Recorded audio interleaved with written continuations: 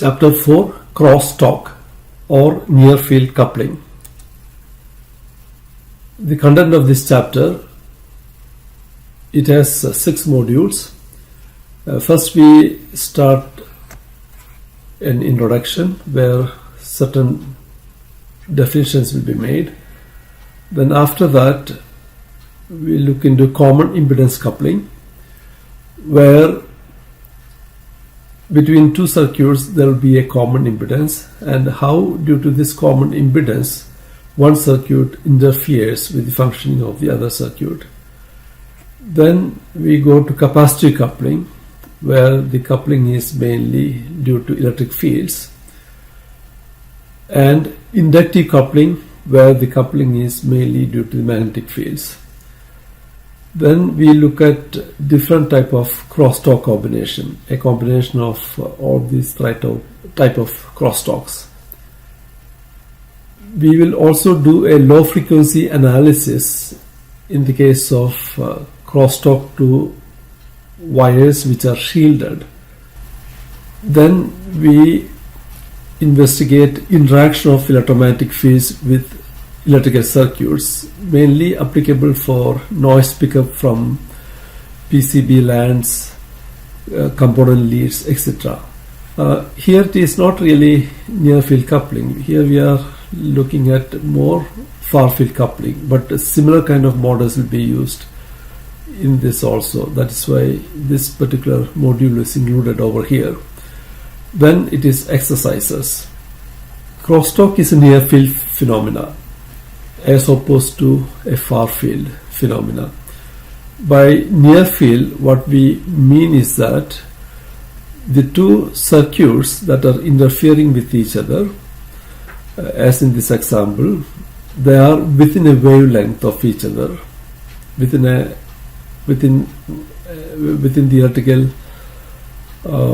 electrically small distance, you can say. And in that case, this current will create a magnetic field, and this type of magnetic field interaction can be expressed in terms of inductance, the quantity inductance. Similarly, electric field interactions can be written in terms of the quantity capacitance. This is opposed to the far field, where distances between the two circuits are several wavelengths, electrically far distances, and there we describe things in terms of electric and magnetic fields directly. There are 3 distinct phenomena that you can identify in the near field coupling. As described, one is the common impedance coupling, capacitive coupling, and inductive coupling, and there can be a combinations of that. Now let us do a little illustration over here. So conducted from electric current, there can be a source and a victim, and a coupling between source and victim through conduction current.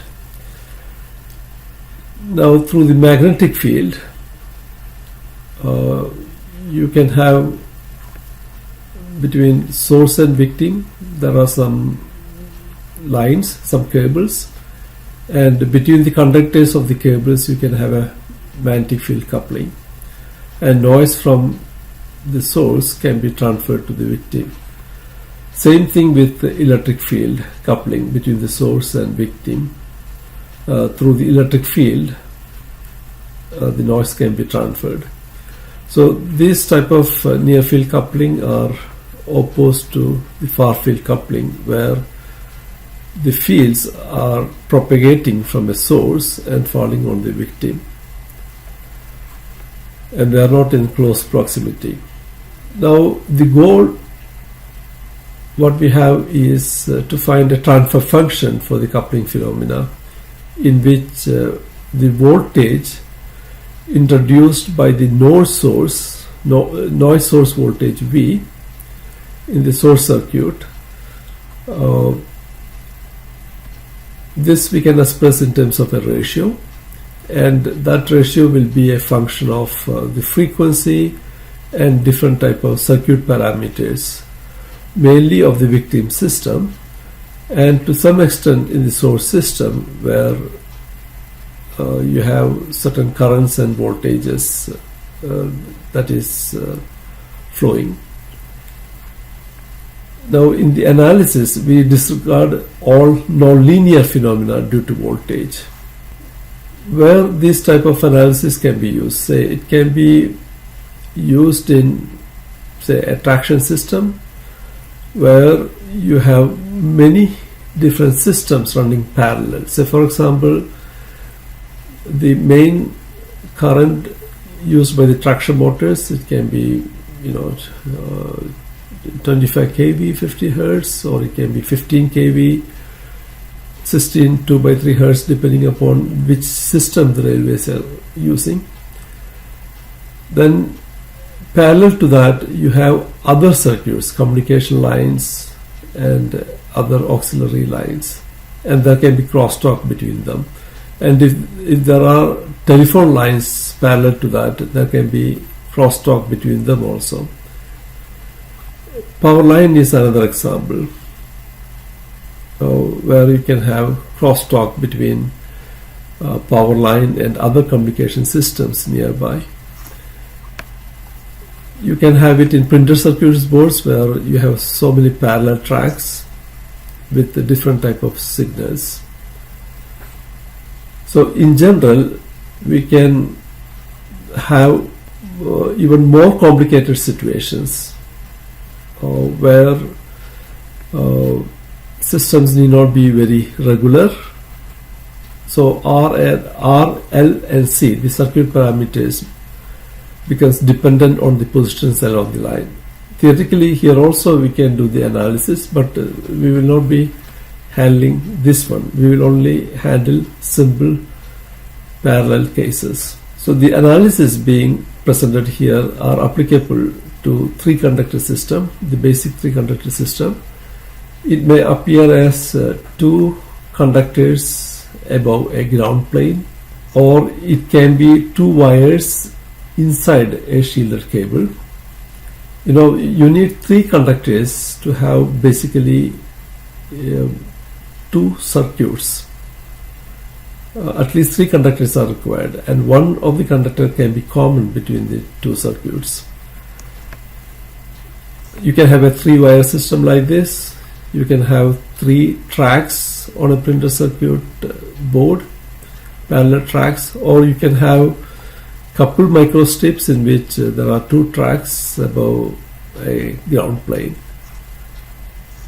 And we do low frequency or electrically small circuits.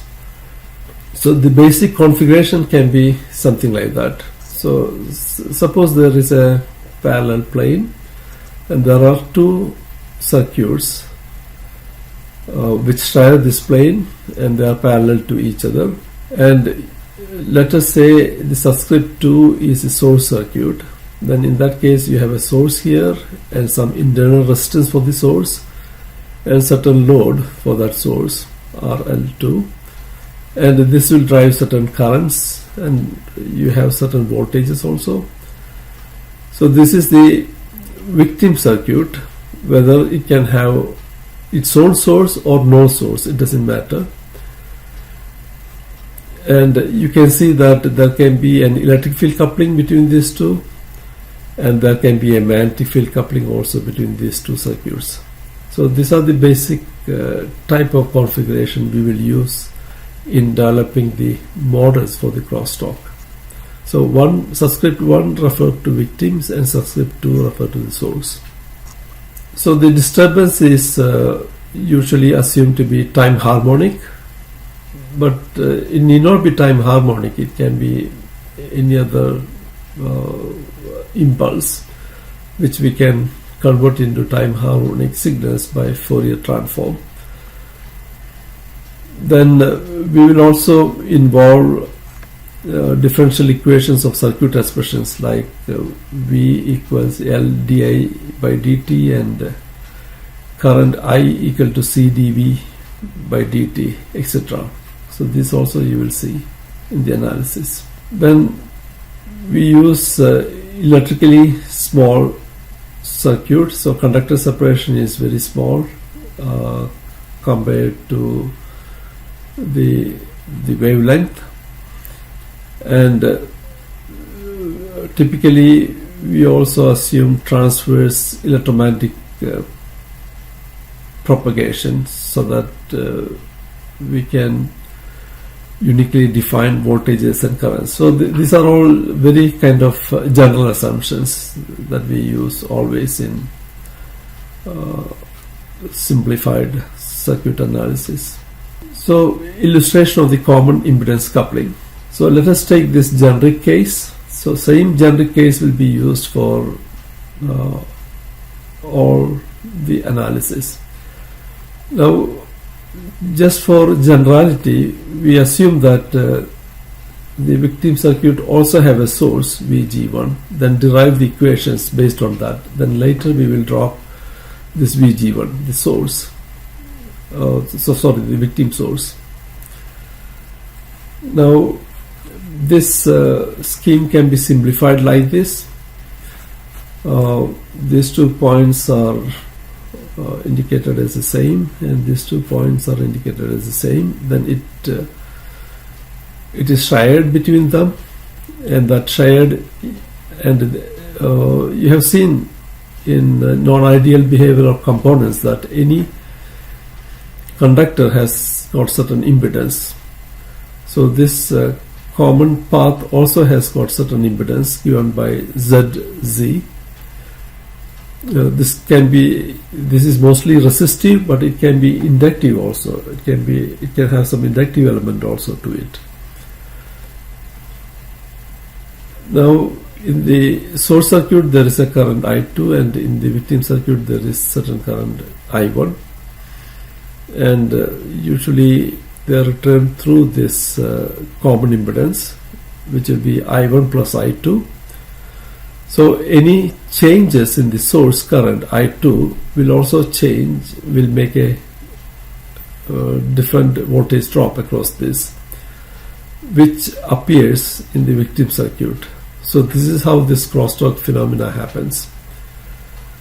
So the voltage drop across this common impedance is dependent upon the current in the source circuit also, because that is common between both victim circuit and the source circuit.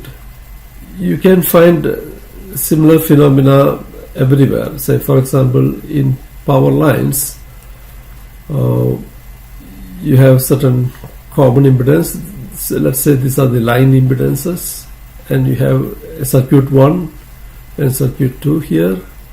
Circuit 1 draws current I1, circuit 2 draws current I2, but the line is carrying both I1 and I2.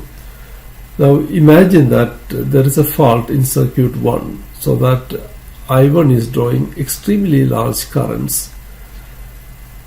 So instead of a fault, it can be starting of a high capacity motor. Then you have seen from practical experience, suddenly the lights will be dimming. If it is in the old days with incandescent lamps, you can see it very clearly. So this is because momentarily this voltage VL will be reduced due to the heavy current flow to circuit 1. That is because you have certain line impedance, and the drop across this line impedance becomes increased, which in turn will reduce this voltage VL, which appears across circuit 2. So this appears as voltage sags in power lines in response to lightning faults, or in response to starting of heavy industrial motors. So this coupling is through a common impedance. Now, coming back to this circuit for the common impedance, now let us apply Kirchhoff's voltage law to this loop VG2 here, and this loop VG1. So if you follow like that, VG1 minus RG1I1 minus RI1I1, then minus ZZ, and here the currents are I1 plus I2. So you get it to 0. Similarly, the second loop equation you also introduce here. Then you define the loop impedance of loop 1, all the impedances over here, RG1, RL1 and ZC, and loop impedance of loop 2. So if you write the loop impedance like that, then you can write VG1 in this equation, from this equation, as R loop 1 I1 plus ZZ I2, where I2 is the current in the source and I2 is determined by the source parameters here. So in this case it involves this RG2, RL2 and ZC, VG1 divided by this loop impedance, R loop 2. And similarly VG2 is equal to R loop I2 plus ZZ I1. Now from this we can solve for I1 from this equation and get the drop across this, which is RL1 I1, and it is this voltage we are interested. So we want to know the influence in this voltage, what influence this common impedance will have on this voltage. This is what we are after at. Now doing those manipulation, we can write VL1 equal to I1 RL1. So you write it in terms of this expression. Then you can simplify it. This common impedance will be far less than R loop 1 times R loop 2. So you can write VL1 approximately as this expression, and signal to noise ratio you can write it as VG1 R loop 2 by VG2 ZZ.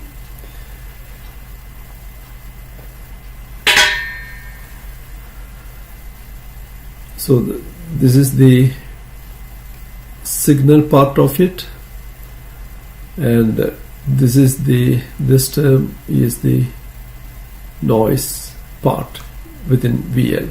So the ratio of this term divided by this term will give you this expression.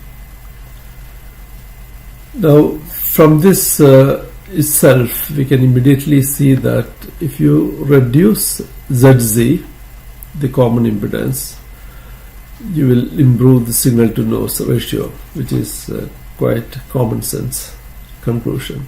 So signal and disturbance n.